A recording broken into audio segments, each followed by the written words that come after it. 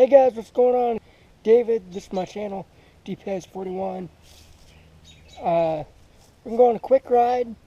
I have my TTR125 LE. It's a 2006 model. And I just installed the carb kit, cold start carb kit from Rocky Mountain Motorsports. It's a Tusk. Came with a 17.5 main or pilot, and I think like a 110 or something. The other jet, can't really remember. But this bike stopped running for almost a year. I didn't want to take it apart, so I cleaned the carb out first, and jets were completely clogged. I'm glad I didn't tear it all down to figure that one out. But in the process of doing all that, I learned a little bit about carburetor, and let's just hope it runs a little bit better than what it did stock. It was a little bit cold starting. It didn't want to warm up very well or very easy, so let's check it out. I haven't started it. I just pulled it out of the shop. 441, just like my race number on MX Legends. Let me go to my counter, put my hat away, and we'll jump on, see if it runs.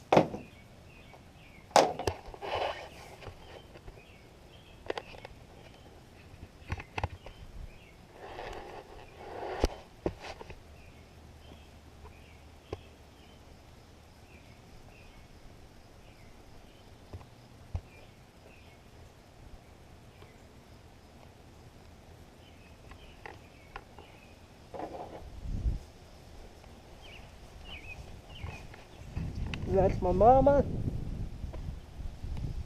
Turn the gas on. It's the first ride on it.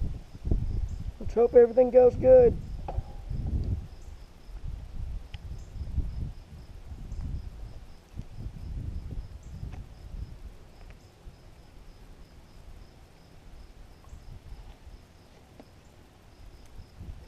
Wish they'd relocate that choke.